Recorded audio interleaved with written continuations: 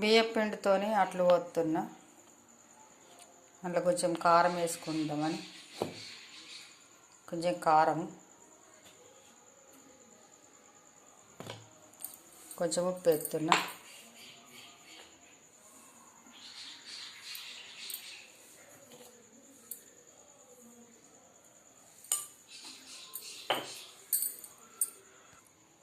కొంచెం జీలకర్ర వేస్తున్నా.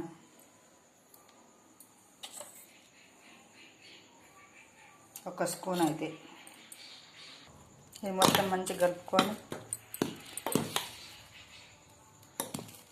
నీళ్ళు పోసుకుందాం.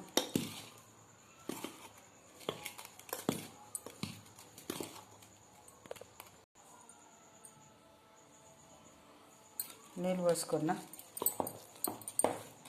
మనకు అట్లా వచ్చేటట్టు చూసుకోవాలి.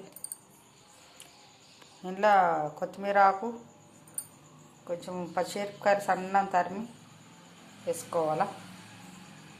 క్యారెట్ ఉంటే క్యారెట్, ఉల్లిపాయలు వేసుకుంటే బాగుంటుందండి.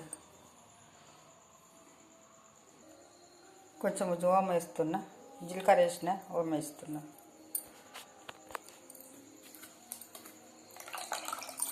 కొత్తిమీర ఆకు, కల్జమాకు,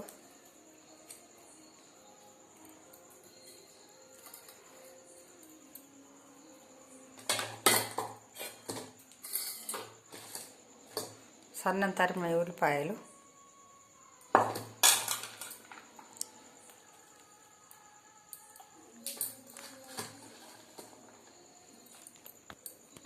ఇవి మంచిగా కలుపుకొని అట్లు పోసుకోవాలా.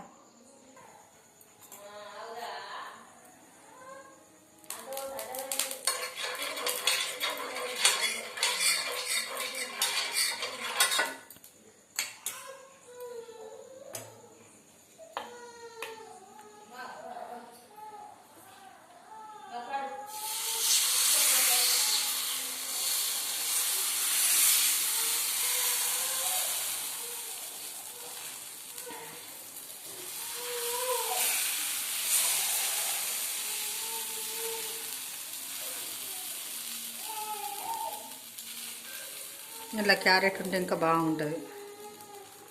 పచ్చిమిరపకాయలు వేయాలి, నేను వేసుకున్న వాళ్ళు వేసుకోవచ్చు.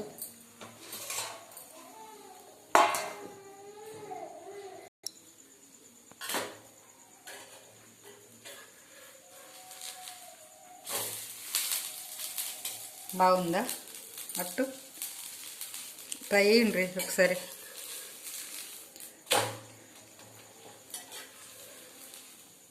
మాకు వెళ్ళకపోద్దు ఏం చేసినా కానీ ఉప్మా, పచ్చటుకులు, ఇడ్లీలు, దోశలు ఇవన్నీ చేసినాకంటే ఇవి బాగుంటుంది. ఎప్పుడన్నా ఒకసారి చేసుకోవాలనుకోండి. సూపర్ వచ్చిందండి. పోతప్పలేక పూతప్ప అంటాం చూడు మనం, అలాగే వచ్చింది. బాగుందండి.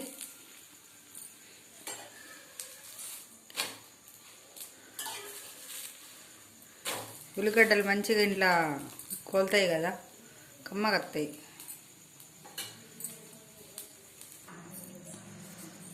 అట్లు బాగున్నాయా? బియ్యం పిండితో అట్లు సూపర్ వచ్చినాయండి.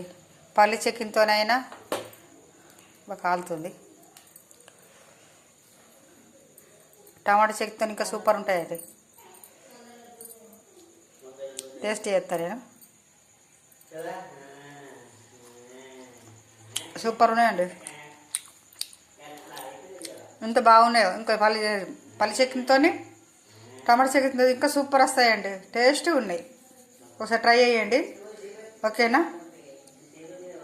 అయ్యో మంచికి 2 వేసిన. మాకు ముగ్గురికి ఒక పొద్దులు వేయాలా, అందుకే వేసిన. మంచికి 2 తింటామని. నచ్చిందా అండి?